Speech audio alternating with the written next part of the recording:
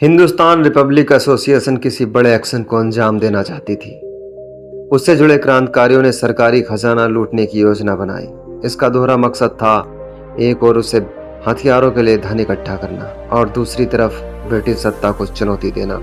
और फिर बनता है काकोरी कांड का प्लान। 4 फरवरी 1922 को चौरी चौरा में घटित हिंसक वारदात के विरोध में गांधी जी असहयोग आंदोलन वापस ले चुके होते हैं। इस आंदोलन के दौरान देश में अंग्रेजों को उखाड़ फेंकने के लिए जोश की लहर थी। अचानक आंदोलन की वापसी ने लोगों को निराश कर दिया। वहीं इस फैसले से युवा खास तौर पर गुस्से से भरे हुए थे, लेकिन वे फिर से संघर्ष शुरू करना चाहते थे। पर सवाल था, किस रास्ते? शांतिपूर्ण प्रयासों से आजादी हासिल करने को लेकर वे नाउम्मीद हो चले थे। सशस्त्र संघर्ष के लिए संगठन के साथ हथियारों की भी जरूरत, पर उसके लिए पैसे कैसे इकट्ठा किया जाए, ये सबसे बड़ा सवाल था। क्रांतिकारियों से लोगों को बड़ी उम्मीदें थीं, लेकिन इन क्रांतिकारियों के नजदीक दिखने और मदद में लोग डरते थे, कहीं वो मारे न जाएं। तब क्रांतिकारियों ने सरकारी खजाना लूटने की योजना बनाई। एक्शन की तैयारियों की बैठक में अशफाक उल्लाह ने सचेत किया कि तब हमारा पुलिस प्रशासन से सीधा संघर्ष शुरू हो जाएगा। हमारा संगठन और तैयारियां इसके लिए नाकाफी हैं, लेकिन साथ ही किसी भी खतरे का सामना करने को तैयार थे। वहीं 9 अगस्त 1925 की शाम उनका एक दल लखनऊ से सहारनपुर पैसेंजर ट्रेन पर सवार हो जाता है। फिक्स प्लान के मुताबिक वो काकोरी स्टेशन पर उतरते हैं। वहां से 8 टाउन पैसेंजर पर चढ़ जाते हैं। तब तक अंधेरा हो चला होता है। अशफाक उल्लाह, राजेंद्र लाहिड़ी और सचिंद्र नाथ बख्शी सेकंड क्लास के डिब्बे में बैठे हुए थे।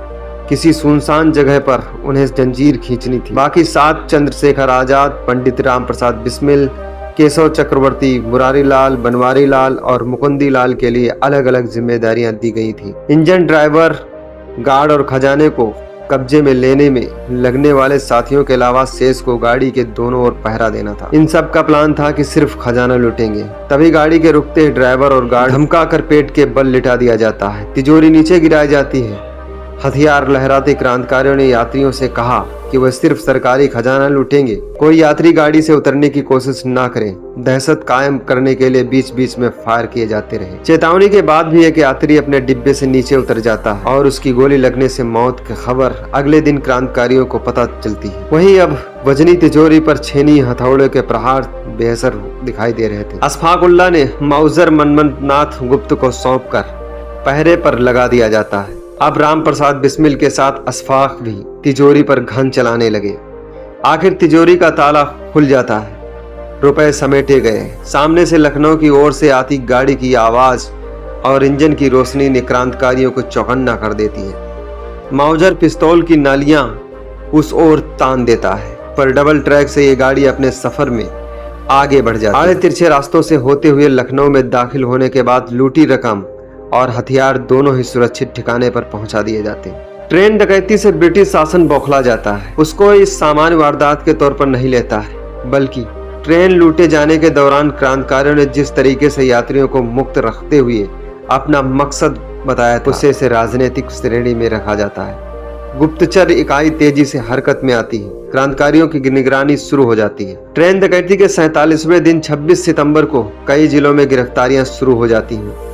डकैती में भले ही 10 लोग शामिल थे, पर पुलिस के निशाने पर 40 युवक थे। लेकिन बाद में 21 को मुलजिम बनाया जाता है। चंद्रशेखर आजाद और कुंदन लाल गुप्त को पुलिस आखिर तक नहीं पकड़ सकी। अशफाक उल्लाह और सचिंद्र नाथ बख्शी सबसे आखिर में पकड़े गए थे, इसलिए उन पर एक ज्यादा ही मुकदमा ठोका गया।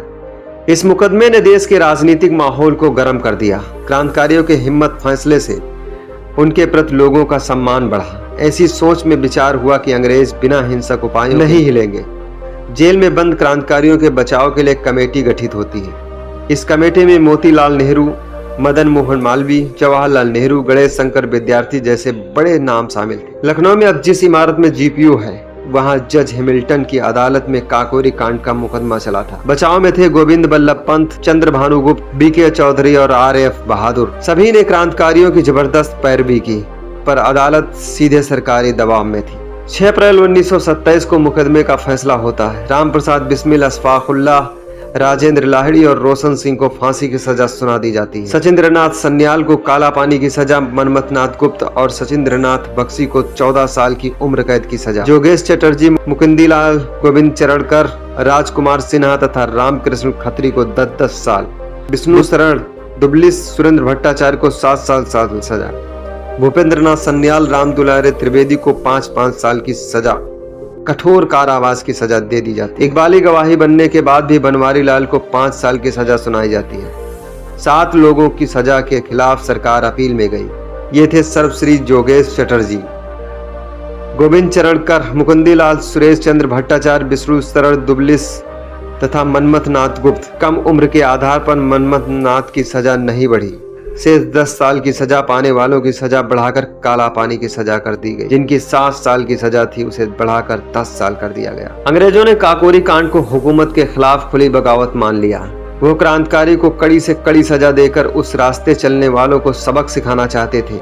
जनता के बीच इन क्रांतिकारियों के प्रति बढ़ता सम्मान और लगाव सरकार के खिलाफ खतरे की घंटी थी। 4 क्रांतिकारियों की फांसी रोकने की तमाम कोशिशें नाकाम हो जाती हैं। 17 दिसंबर 1927 को सबसे पहले राजेंद्र लाहिड़ी को गोंडा जेल में फांसी दे दी जाती है। उन्होंने हंसते हुए फांसी का फंदा चूमा और कहा, उनका बलिदान व्यर्थ नहीं जाएगा।